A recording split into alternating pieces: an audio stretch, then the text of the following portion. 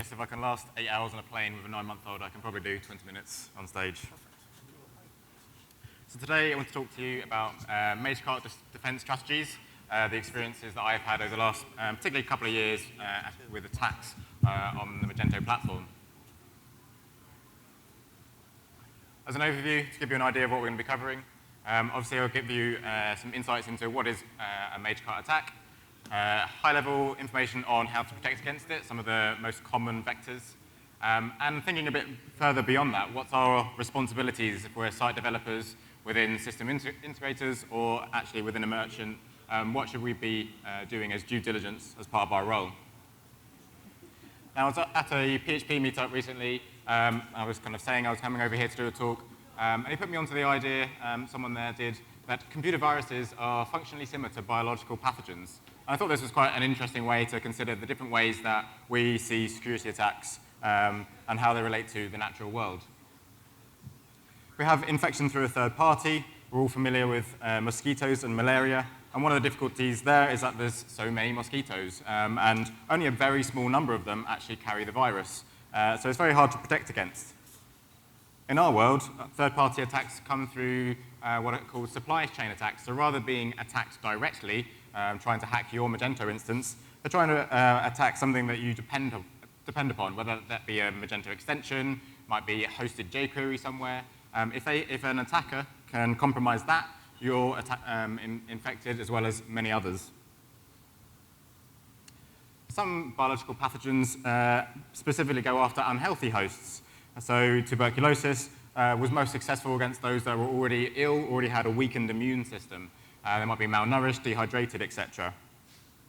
We see that from brute force attacks, targeting the unhealthy hosts, those that are still running Windows XP, and weak admin credentials, unpatched applications, all those sort of things that we're used to. They're the easy kills.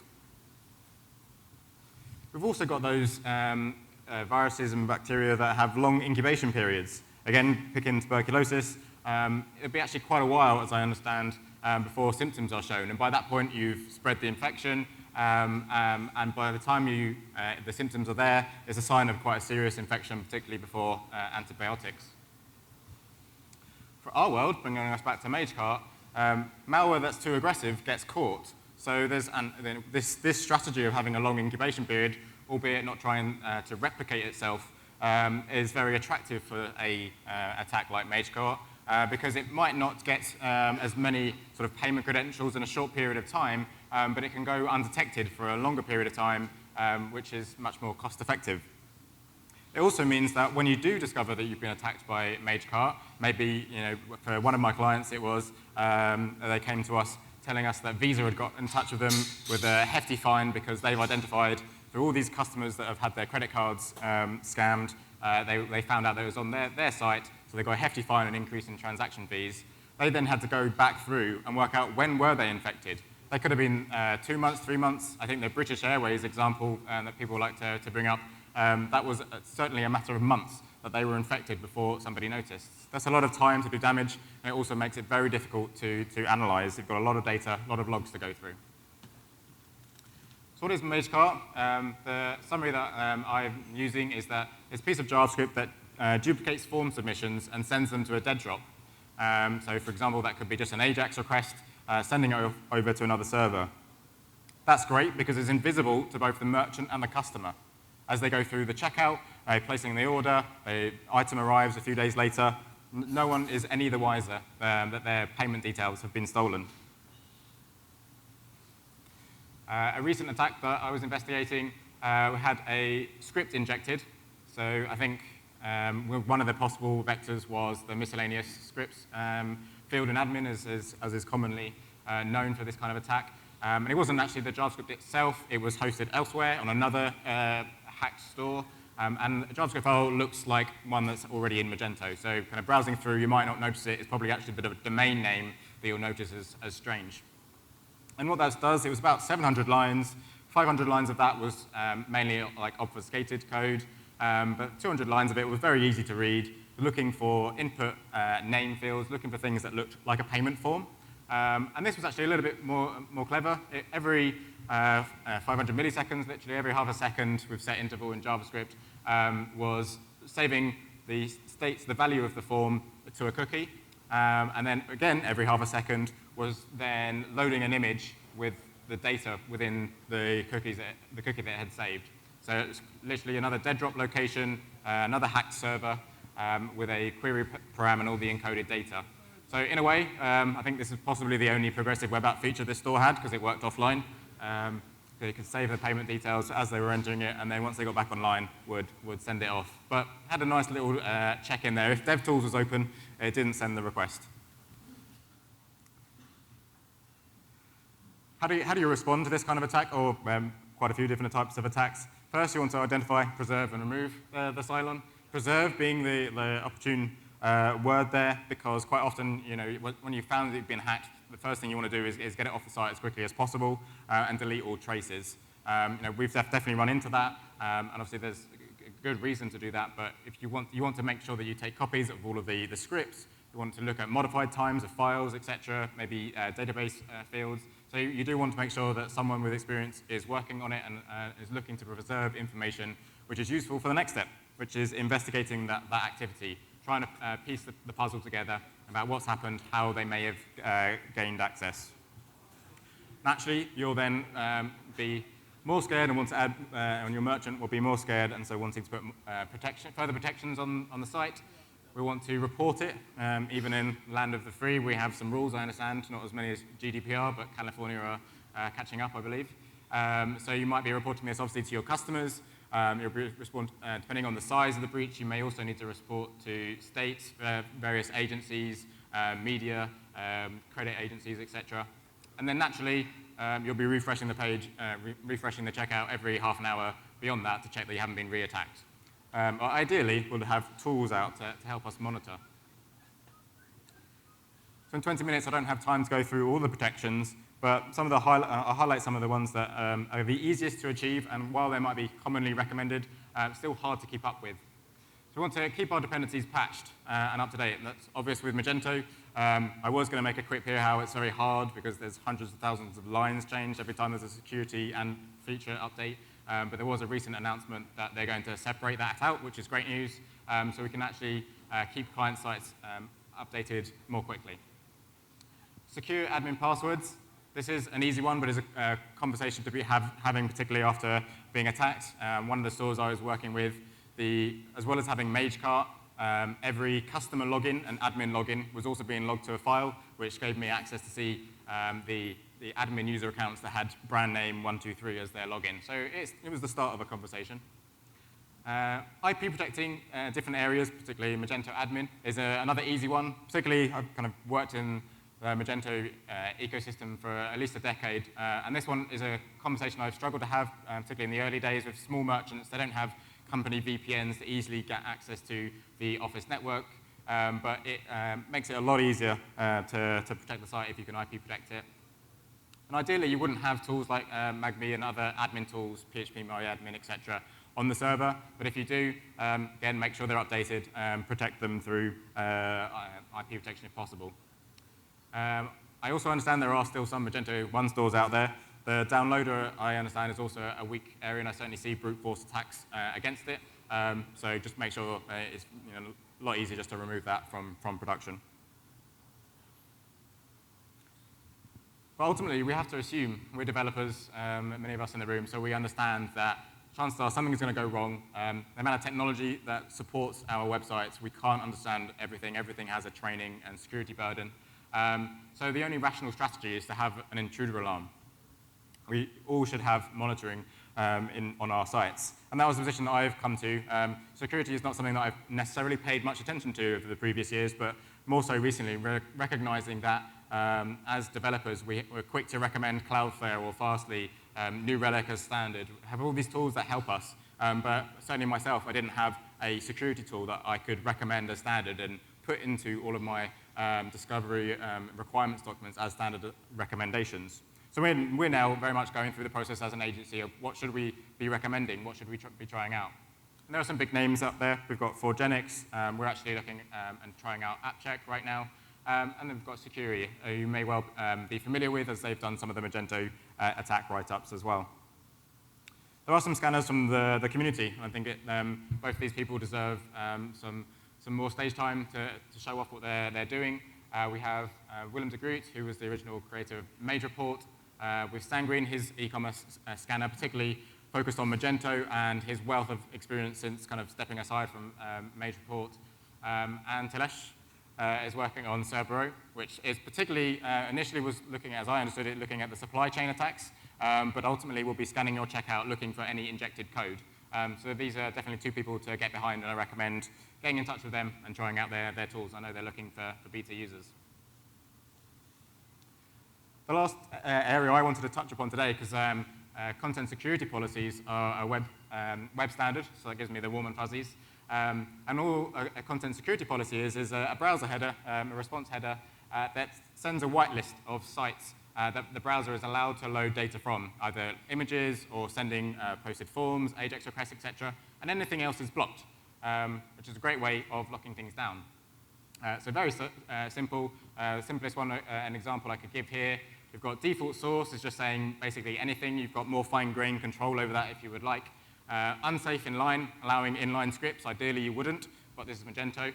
And then we've got some other domains that we're using. So we've got Google Fonts on there. We're using New Relic and SagePay for our payment gateway. And you also have the optional parameter of report URI, which is where do I want to send any information, any asset that does get blocked, a request that someone tries to make. You can ask the browser to send essentially a JSON blob to a URL. Ultimately, this is a balance between security needs and user needs. So wearing medieval armor to go to the store is not a great approach to security. No merchant is going to like you. So myself and Nick Jones, we were looking at the alternative. There's a report-only mode. So it will do all the same work, but it won't actually block it. It will just report it. And that allows you to then do some monitoring of your own. So exactly the same header, except for that report-only section. And if you can see that, that's the basic blob that you'll get back. The important bit being particularly the document URI from the page that the request was sent from, and the blocked URI, the file that was tried to be loaded. In practice, we found that this is actually quite difficult. As with any log system, there's a huge number of reports. This is being run in every single customer browser. And in practice, it's very noisy. Obviously, you've got a lot of logs to process.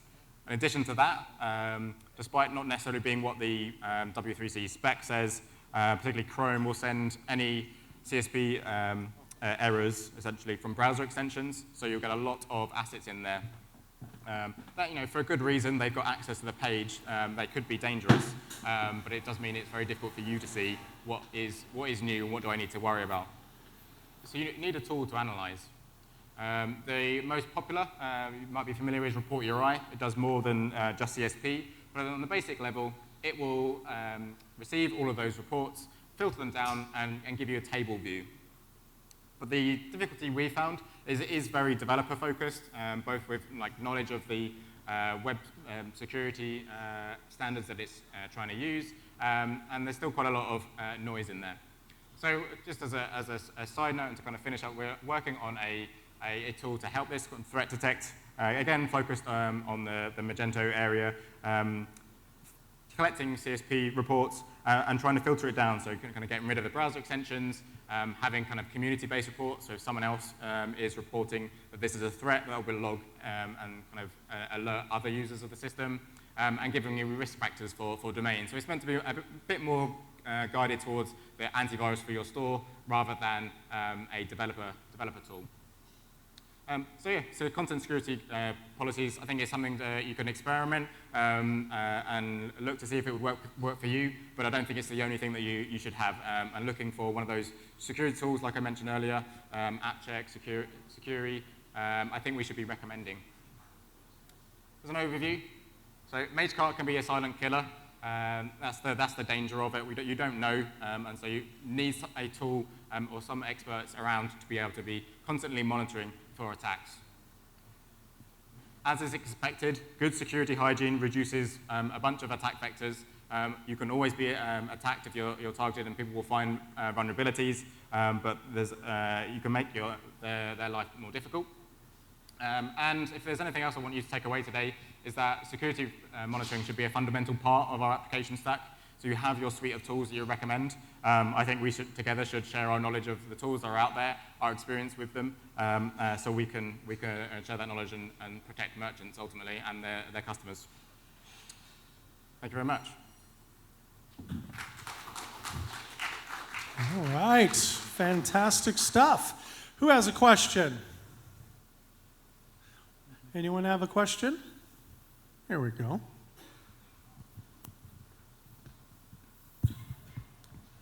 Hey Tom, great talk. So when it comes to CSP, Content Security Policy, how do you value the implementation of CSP on a store versus something like sub-resource integrity? Like, which one do you think is more important? Yeah, I've looked into the sub-resource integrity. As I understand it, there is a level 3 version of CSP that is going to sort of make it outdated and not required anymore, because there's an updated version that will handle both of it. But that's the edge of my knowledge, to be honest. Another question, okay.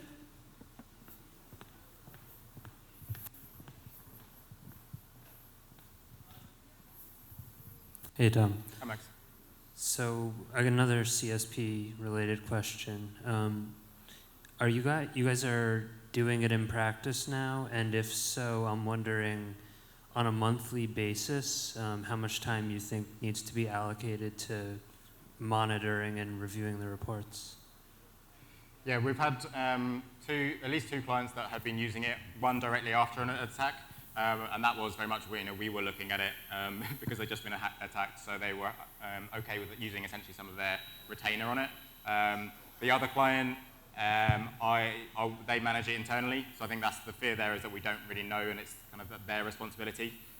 So hopefully, I know they have a security team that are looking through it, so it does depend on the size of the site and how well you've been able to kind of filter it out. But it does require some effort to do that, as I mentioned with the browser extension. So I imagine it's definitely going to take a couple of hours, I would imagine, over each month to kind of go through it. And I think the difficult thing that we found is, and the need in these tools, is that like risk identifier, because you can see a new asset has been loaded, but if it's a browser extension, you just got to take time to read it through. And we found that there's customers like PCs that have seem like they're infected, and so they're sending requests. So you can't protect against that too much. I mean, putting it in block mode would help it, but there's just so much noise there where to take the time to go through each domain and work out, is it good domain, is it bad domain, particularly from the merchant perspective, where even well-known technology partners, they use various different CDNs, etc. It takes a while to work it out. So I think that's where some of these tools, and I'm not saying that we're going to be the ones to solve that problem, but I think that's where these tools would need to go, is providing a lot more intelligence on top of it to help, because otherwise it's impractical again, so you'd end up looking for another solution. Fantastic. Any more questions for Tom? All right. One more round of applause for Tom Robertshaw. Thank you so much.